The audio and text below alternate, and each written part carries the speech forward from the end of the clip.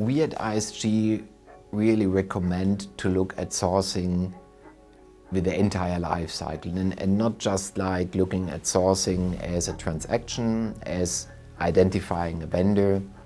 It's really much more.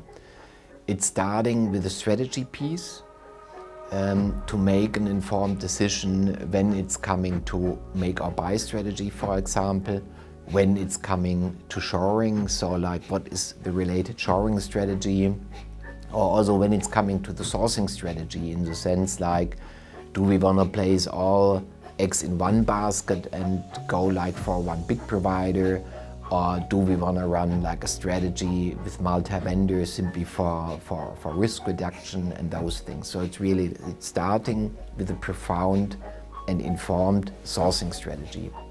Then obviously the transaction itself, but also like when engaging in the transaction, there are many things clients need to keep in mind.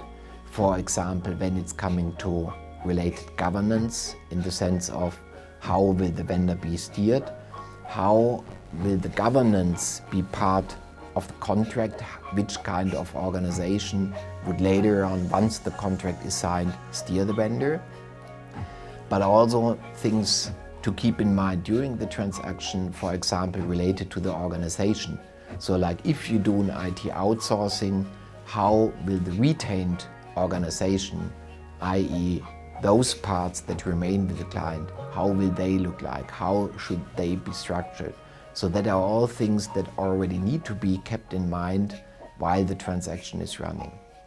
Then if you proceed in terms of timeline, obviously transition is a very important one. So basically how to get from the current state to the day one and then to the future state, which seamlessly translate to the transformation, which is basically the realization of the sourcing benefits.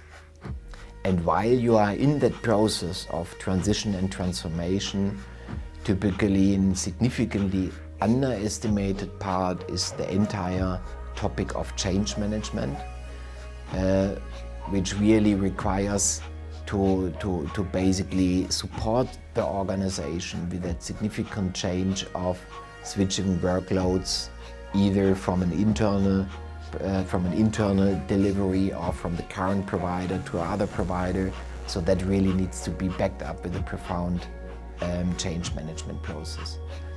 And yeah, it's basically all those things that need to work seamlessly and that need to be taken into account at a very early stage.